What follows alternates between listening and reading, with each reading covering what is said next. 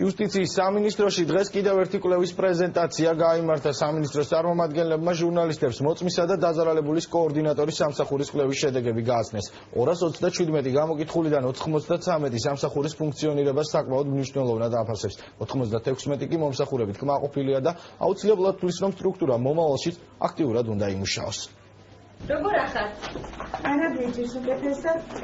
მოწმისა და დაზარალებულის კოორდინატორები ქალბატონ ქეთევანთან იმის გასარკვევად მივიდნენ, დაუბრუნდა თუ არა მას კუთვნილი თანხა და ნივთები. ქალბატონი რამდენიმე კვირის წინ დააყაჩაღეს, მას ჩანთა წაართვეს, სადაც გარკვეული თანხა და დოკუმენტები ედო. ძალიან კარგად, ძალიან დიდი მადლობელი ვარ თქვენი.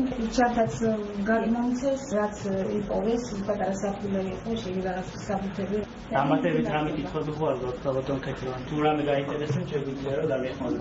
მოწმისა და დაზარალებულის კოორდინატორის სამსახურის მიზანი სწორედ სისხლის სამართლის საქმის მსვლელობისას, მოწმეებისა და დაზარალებულებისადმი სამართლიანი და ღირსეული მოპყრობის უზრუნველყოფაა. მათთვის საქმის მსვლელობასთან დაკავშირებით დეტალური ინფორმაციის მიწოდება და ზიანის ანაზღაურებაში დახმარება. პროკურორსა და დაზარალებულს შორის კოორდინატორი შუამდგომლობის როლსაც ასრულებს და საჭიროების შემთხვევაში მათ შეხვედრას ორგანიზებას უწევს. მისთვის საინტერესო საკითხები რაც იყო მაქსიმალურად შემჭიდროებულ ვადებში და მაქსიმალურად მოკლე დროში მივაწოდეთ კოორდინატორებმა და ვთვლი რომ ამითი ძალიან კარგი სამუშაო შესრულდა დაზარალებულისათვის და ჩვენი უპირველესი მიზანი სწორედ ეს არის რომ დაზარალებული იყოს კმაყოფილი. მოწმისა და დაზარალებულის კოორდინატორის სამსახურის მიმართ საზოგადოების აზრის გასარკვევად სოციოლოგიურმა კვლევის კომპანია ACT-მ გამოკითხვა ჩაატარა. გამოიკითხა ის 227 რესპონდენტი, რომლებმაც პროკურატურის ახალი სამსახურით უკვე ისარგებლეს. კვლევის შედეგების პრეზენტაცია დღეს იუსტიციის სამინისტროში გაიმართა.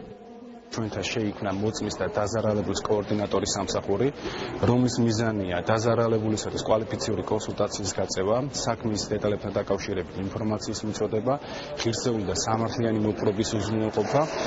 უნდა ითქვას ის, რომ ამ სამსახურმა გაამართლა, ამას ცხადყოფს და ადასტურებს ის კვლევები, რომელიც ჩატარებული იქნა და დაადგინდა, რომ გამოკითხულთა უმეტესობა და საკმაოდ დიდი პროცენტი კმაყოფილია კოორდინატორთან მუშაობით. კვლევა მაჩვენა, რომ პროკურატურის ახალი სამსახურის მიმართ მოქალაქეების დამოკიდებულება დადებითია. მოწმისა და დაზარალებულის კოორდინატორის სამსახური მნიშვნელოვნად ან ძალიან მნიშვნელოვნად მიაჩნია 93%-ს. გაწეული სამსახურით კმაყოფილი ან ძალიან კმაყოფილი 96%-ია. სერვისით სარგებლობის შემდეგ პროკურატურის მიმართ განწყობა გამოკითხულთაგან დადებითად შეეცვალა 79%-ს.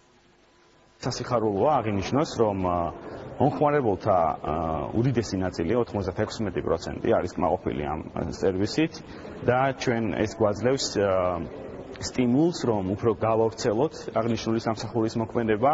მოწმისა და დაზარალებულის კოორდინატორის სამსახური თბილისში, ბათუმში, ქუთაისში, რუსთავში, თელავში, ზუგდიდსა და გორში მოქმედებს. მალე პროექტი საქართველოს ყველა რეგიონს მოიცავს.